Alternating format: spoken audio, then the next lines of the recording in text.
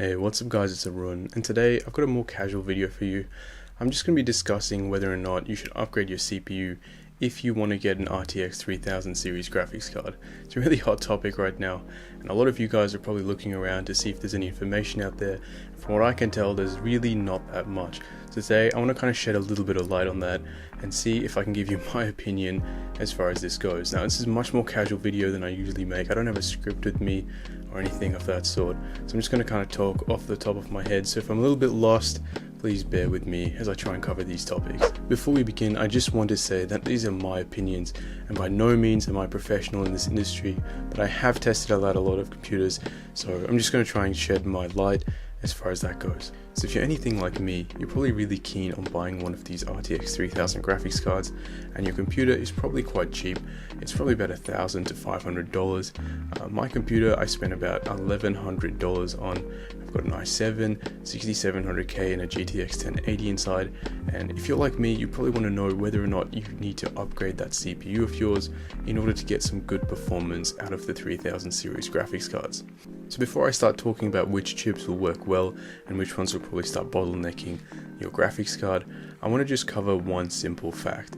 If you're going to be playing in 4K, you're definitely going to need a weaker CPU than if you're playing in 1440p or even 1080p. And that comes down to the simple fact that your CPU becomes the bottleneck when the graphics reduce. Pretty much what happens is more strain gets put on the CPU when you want to play at high refresh rates at lower resolutions. So if you're thinking about playing in 4K, just take this video a little bit less seriously, and you'll probably get away with having something like a 2nd gen Ryzen rather than some of the newer high performance CPUs that really break the bank, but they perform some really high clock speeds and give you those really high FPS numbers at lower resolutions. So the main thing to take away from this first part is if you want to play at a high resolution, you don't need a super powerful CPU. Now, I'm not saying you'll get away with a 2nd gen i7, definitely not, but you won't need something like a maxed out i9 either. So just find that middle ground and figure out which kind of gaming you want to play. If you're more interested in 4040p, then you're going to need a faster CPU than if you're interested in playing at 4K 60 FPS. Alright, so with that out of the way, let's take a look at which chips would perform really well. So starting off with the Intel side, I can tell you for a fact that if you've got a latest 10th gen Intel chip, the i9 and i7 will most definitely perform really well. The i5 might perform a little bit less well, but what I would do if I was you is buy the RTX graphics card, test it out first, and then if it's underperforming, take a look online and see if you could get higher FPS numbers if you spent another $600 on a faster chip.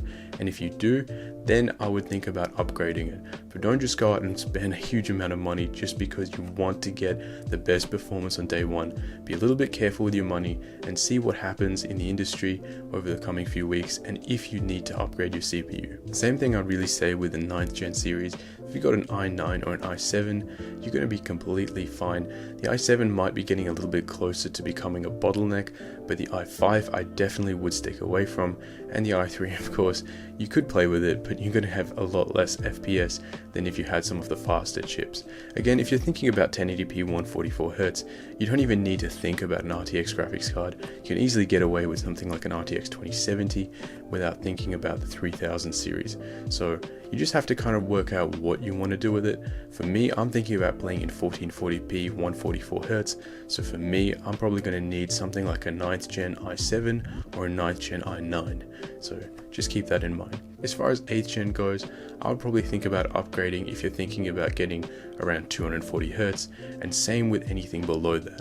I've got a 6700K right now. I can tell you for a fact that is going to be a huge bottleneck with anything in the RTX 3000 series lineup.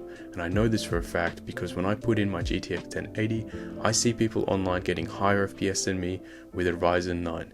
So that just shows me that even right now, with an i7 6700K and an older graphics card, I'm getting bottlenecked.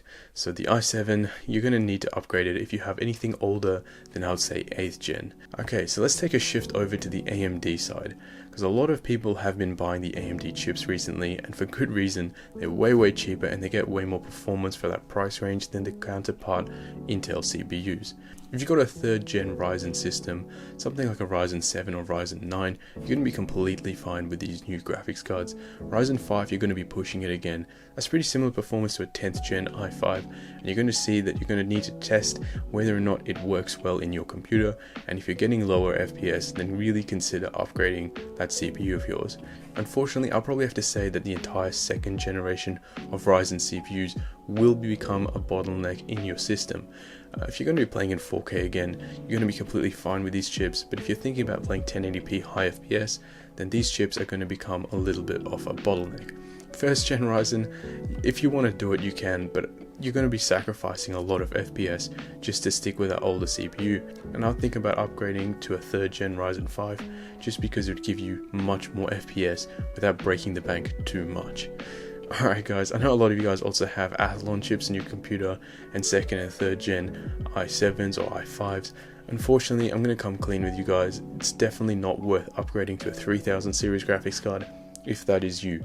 What you can do is think about getting a 10th series graphics card like a GTX 1080 or a GTX 1070, because they're going to be a lot cheaper now than they were before. The graphics card scene is kind of up in the air right now, so don't buy a graphics card just yet. Wait for the 3000 series to drop, and then all the other graphics cards are going to come tumbling down in price. I've seen 2080 Ti's going for about $600 right now, which is bizarre, really cheap. I mean, even when I was buying my graphics card, if I got a 1080 for $400, that was such a good value. And right now, the graphics card scene is just...